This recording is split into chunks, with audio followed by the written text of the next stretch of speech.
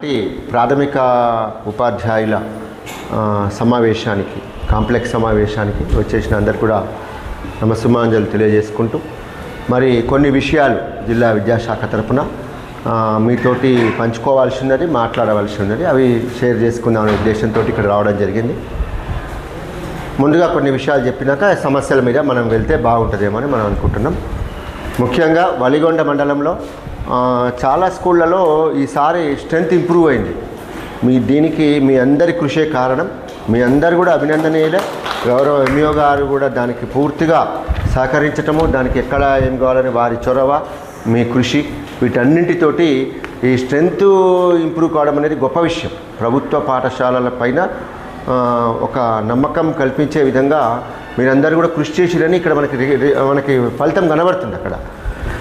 ఎక్కడ గ్యాప్, పోయిన సంవత్సరమే మనం అనుకున్నాం, ఎక్కడ గ్యాప్స్ ఎక్కడున్నాయి మనకి, ప్రైవేటు వారికి, ఈ యొక్క తల్లిదండ్రుల నమ్మకం ఎక్కడ మనము లోపిస్తుంది, వాటన్నిటి కూడా మీరు కృషి చేశారు. ఇప్పుడు ఉన్న వాటిని ఇదే విధంగా కంటిన్యూ చేసుకుంటారు. ఎందుకంటే ఈ యొక్క ఫ్లక్చువేషన్స్ కొన్ని ఉంటాయి, వ్యవస్థాపరమైన లోపాలు కూడా మనల్ని బాధ పెడుతుంటాయి. నేను కాదనట్లేదు, ఆ లోపాలు కూడా బాధ పెడుతుంటాయి. కానీ అన్నిటికీ మన యొక్క మనోబలం, ముఖ్యంగా ఉపాధ్యాయులే వెన్నెముక పాఠశాలకు. కాబట్టి మరి మన యొక్క మనోబలంతో మాత్రమే మనం వాటిని పెంచగలుగుతాం. ఒక యాక్టివ్గా ఉన్న ఉపాధ్యాయులు మొన్న చూసాం, మన సారు మేము కలిసిపోయినాం. మన మొగిలిపాక స్కూలు, అది ఎక్కడ ఆల్మోస్ట్ క్లోజ్ అవుతున్న స్కూల్ అనుకున్నాం. అది పోయినసారి 3 ఉన్నారు, ఈసారి 26 మంది ఉన్నారు. అంటే వాటి వండర్ అనుకున్నాం. ఇట్లా చాలా చోట్లలో వదికు క్లోజ్ అవుతున్న పరిస్థితులలో ఈ విధంగా తీసుకున్నారు. ఇప్పుడే మేడం గారు చెప్పారు, ఇప్పుడు మీ స్కూళ్ళలో కూడా చాలా ఎక్కడి నుంచి ఎక్కడికి చాలా ఇంప్రూవ్మెంట్ తీసుకొచ్చారు. ఇది పూర్తిగా మన సారు అండ్ మీ యొక్క కృషి వల్లే సాధ్యమైందని మాత్రం ఇక్కడ కనబడుతున్నది. వేరే జరుగుతుండొచ్చు చాలా. ఇప్పుడు అన్ని ఒకటే చెప్పినాం, పిల్లవాడు ఎప్పుడు కూడా బాగా చదువుకున్నా కానీ మార్కులు రాలేదు సార్ అంటాడు. మనం ఏమంటామంటే అది కాదురా బాబు, నువ్వు ఎంతసేపు కష్టపడ్డావు కానీ ఫలితం ఏది అంటావు. ఇప్పుడు మన టీచర్ల ఫలితాన్ని స్ట్రెంత్ తోటి పోలుస్తున్నాం దానివల్ల. ఎనీవే ఓకే, ఫస్ట్ అదొకటి మీ అందరికీ అభినందనలు. రెండవ విషయం తీసుకొని వచ్చేసినట్లయితే ఆ క్వాలిటీలో కానీ వాటిలలో కానీ మనము అదేవిధంగా కంటిన్యూ చేయాలి. అదేవిధంగా కంటిన్యూ చేస్తేనే మనము దీన్ని కోల్పోము. మీ యొక్క ఎక్కడ కొన్ని యొక్క మనం డిస్కస్ చేద్దాం వేరే విషయాలు కూడా. అయితే ఆ పిల్లలకి ఏది కోరుకొని మన దగ్గరికి వచ్చిండ్రో, ఒకటి ఇంగ్లీష్ మీడియం ఉంటారు జనరల్గా. మనం ఆ ఇంగ్లీషు అండ్ తెలుగు లాంగ్వేజెస్ ఎప్పుడు ఎవరు వచ్చినా ఈ మధ్య ఇన్స్పెక్షన్స్ కూడా బాగా జరుగుతున్నాయి. అది ఎక్కడ స్థాయి నుంచి అంటే కలెక్టర్ స్థాయి నుంచి నడుస్తుంది. కేవలం ఇప్పుడు ఓన్లీ ఏదో మండల అధికారుల వరకు, ఏదో కాంప్లెక్స్ హెడ్ మాస్టర్స్ వరకు కాకుండా ఇది అడిషనల్ కలెక్టర్స్ని కూడా వారానికి 2 రోజులు స్కూల్స్ ఇన్స్పెక్షన్ చేయమంటున్నారు. ఈ విధంగా ప్రతి స్థాయిలో కూడా ఇన్స్పెక్షన్స్ ఎక్కువైపోయినాయి. మరి ఎందుకు ఎక్కువైనాయి? అటు వాళ్ళు పరిశీలిస్తున్నారా, నమ్మకం ఇదవుతున్నారా, మనం చూడాల్సి ఉంది. అయితే ఈ విషయంలో మనం బాగా ఎవరి పని వాళ్ళు చేసుకుంటూ వెళ్ళినట్టయితే ఎంతమంది అధికారులు ఎవరు వచ్చినా కూడా ఇబ్బంది ఏముండదు. నిన్న ఖమ్మం జిల్లాకి మన ఎడ్యుకేషన్ సెక్రటరీ మేడం గారు వెళ్ళారు, కమిషనర్ కూడా వెళ్ళారు. అక్కడ మొత్తం అప్రైజ్ చేశారు, ఆ హెచ్ఎంసీని అప్రైజ్ చేశారు. ఎందుకు? అక్కడ కనబడుతుంది వాళ్ళ కృషి. ఈ విధంగా చాలా చోట్ల 100కి 99% అందరూ ఉపాధ్యాయులు కష్టపడుతున్నారు. ఎక్కడో చిన్న చిన్న లోపాలు ఉంటాయి, అది మన మానవ లోపాలు అవే కావచ్చు. ఇది ఒకటి పక్క పెడతాం. నెక్స్ట్ వచ్చేసి ఇక బుక్స్, సార్ చెప్తున్నారు బుక్స్, యూనిఫామ్స్. ఇప్పుడు మనకి స్ట్రెంత్ పెరగటం వల్ల మనకి అడిషనల్ రిక్వైర్మెంట్ అనేది ఒకటి అవసరం పడుతున్నది. ఆ అడిషనల్ రిక్వైర్మెంట్ ఏదైతే ఉందో సార్కి చెప్తాము, కన్సర్న్ కోఆర్డినేటర్ గారికి, డిఓ గారికి నివేదిస్తాం. ఇది అది ఎర్లియస్ట్ వస్తుండొచ్చు. అది ఎక్కడెక్కడ షార్టేజ్ ఉంటే, కొన్ని చోట్ల షార్టేజ్ ఉంటుంది, కొన్ని చోట్ల ఎక్సెస్ కూడా ఉంటుంది. దాని ప్రకారంగా మనకి తొందరనే వస్తారని ఆశిద్దాం. యూనిఫామ్ కూడా సెకండ్ పేరు కూడా వస్తున్నట్టు మేము విన్నాం. అంటే ఇది వేరే కోఆర్డినేటర్ అంశం కాబట్టి నేను దాని పూర్తిగా కామెంట్ చేయలేను. అది కూడా వస్తుంది, యూనిఫామ్స్ కూడా వస్తాయి. ఇదంతా కూడా రొటీన్గా. ఇంకపోతే నెక్స్ట్ వచ్చేసి ఈ యొక్క క్వాలిటీ ఎగ్జామినేషన్స్ ఏదైతే ఉంటుందో, క్వాలిటీ ఎల్ఐపి అవన్నీ కూడా మనము రీడింగ్ ఒక ఎత్తు అవుతున్నది.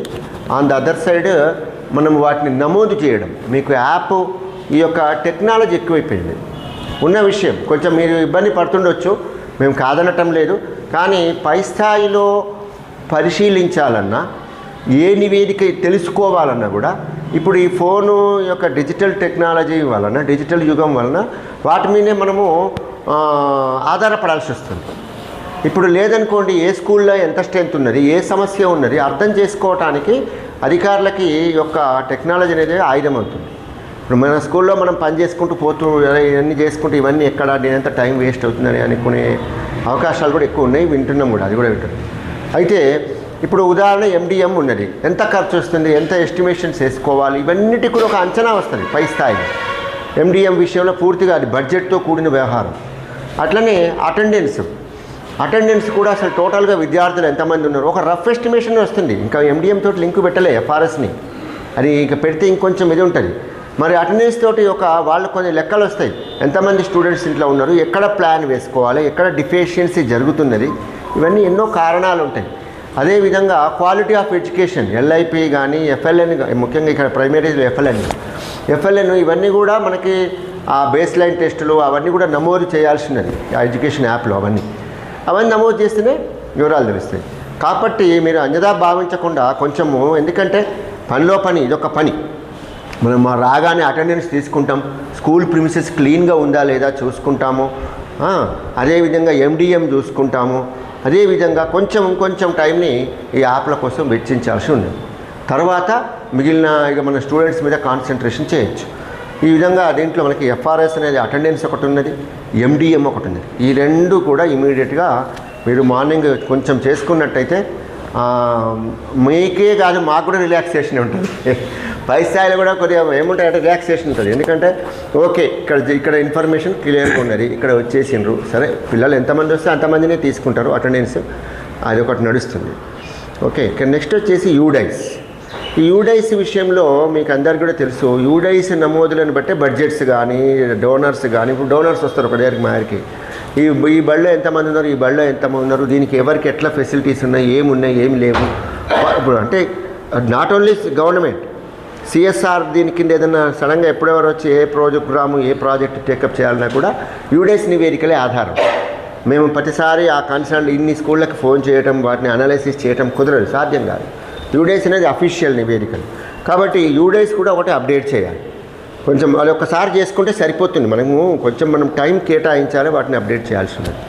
ఇందులో యూడైస్లో వచ్చేసి మీకు ఆఫ్లైన్ అంటే మన దగ్గర పిల్లలు ఎంతమంది ఉన్నారో ఆన్లైన్లో కూడా యూడైస్లో కూడా అంతమంది పిల్లలు ఉండాలి. అంటే డిఫరెన్స్ అనేది 0 ఉండాలి.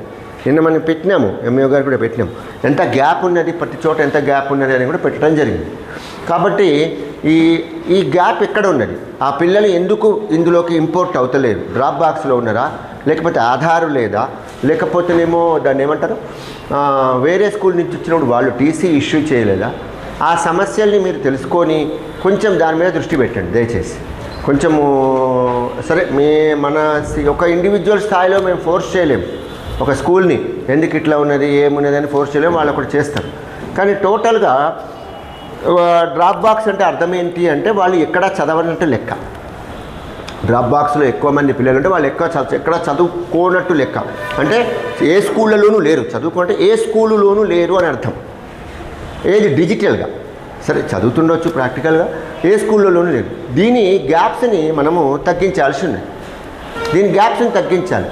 ఎక్కడైతే దానికి ఎటువంటి సమస్య లేదు, ఫస్ట్ క్లాస్ ఉన్నది, ప్రీ ప్రైమరీ కానీ ఫస్ట్ క్లాస్ కానీ ఇక్కడ ఏదైతే ఉంటుందో వాళ్ళని డైరెక్ట్గా యాడ్ చేసుకోవచ్చు. ఫస్ట్ వాళ్ళని డైరెక్ట్గా యాడ్ చేసుకోవటం, లేదంటేనేమో ఇట్లా చేసుకోవటం. ఇది ఒక్కటి చూడండి. స్టూడెంట్స్ యొక్క రికార్డ్స్ చెప్తున్నాను కదా, ఇవన్నీ కూడా స్టూడెంట్స్ రికార్డ్స్, టీచర్స్ రికార్డ్స్, ఇవన్నీ కూడా డిజిటల్ సంబంధించి ఏదైతే ఉందో ఆ గ్యాప్స్ని కొంచెం అదొకటి కంప్లీట్ చేయాలని కోరుతున్నాం.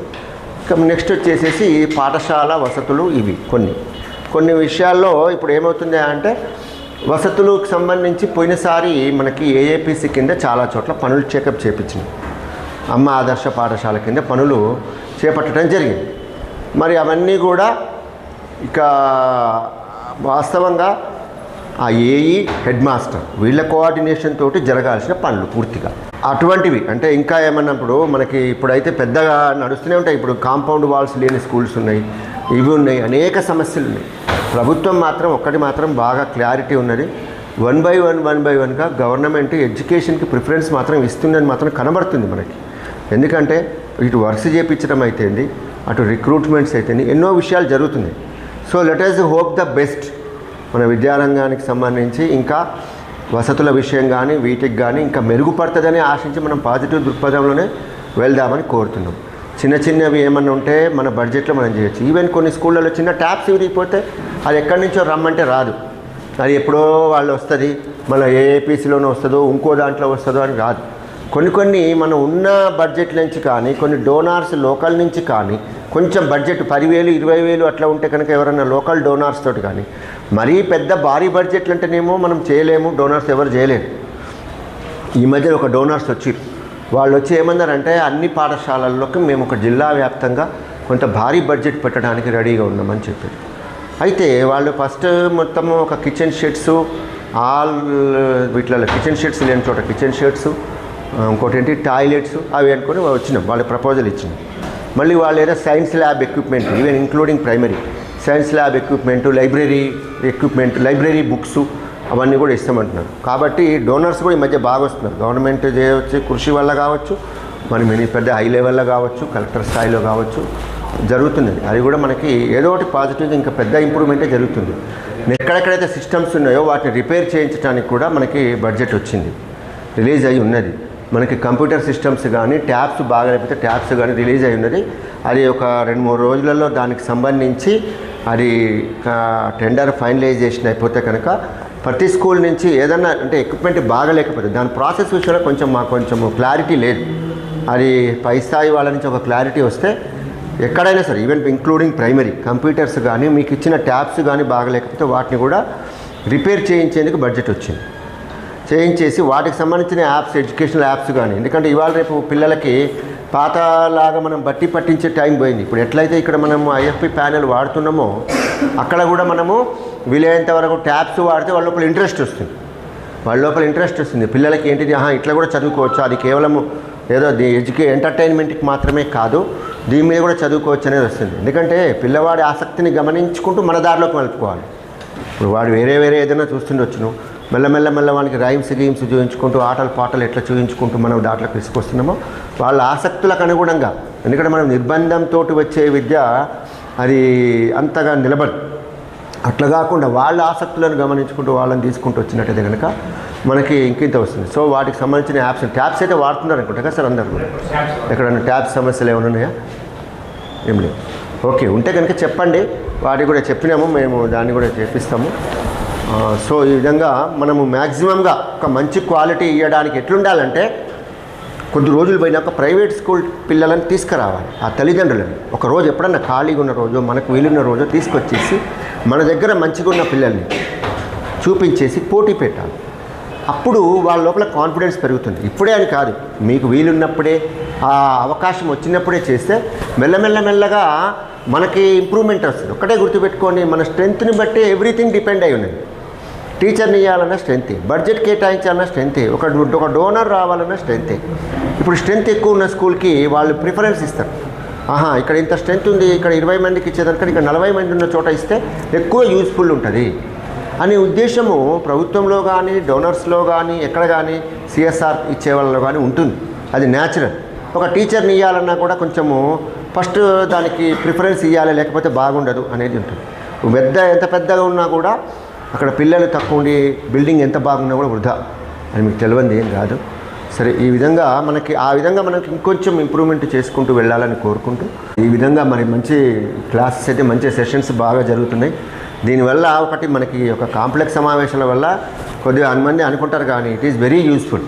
ఒకటి అనేక సమస్యల్ని మనం చర్చించుకోవడానికి, పరిష్కరించుకోవడానికి, ఒకరినొకరు షేర్ చేసుకోవడానికి ఇవన్నీ సమావేశాలు ఉపయోగపడుతున్నాయి. మీరు నమ్మకూడదు, ప్రైవేట్ స్కూళ్ళలో ఇవి లేవు. ప్రైవేట్ స్కూళ్ళలో ఎటువంటి షేరింగ్ ఆఫ్ ఎక్స్పీరియన్స్ లేవు, ఎటువంటి ఇది లేదు. మరి ఎందుకు తల్లిదండ్రులు ఆ విధంగా జరుగుతుంది? We are doing our best. అటువంటివి ఏవీ లేవు.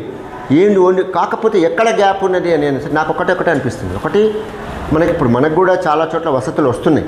వసతులు ఒకటి అనుకుంటాం. అందుకోసం ఈసారి స్వీపర్స్ కూడా ఇచ్చినారు.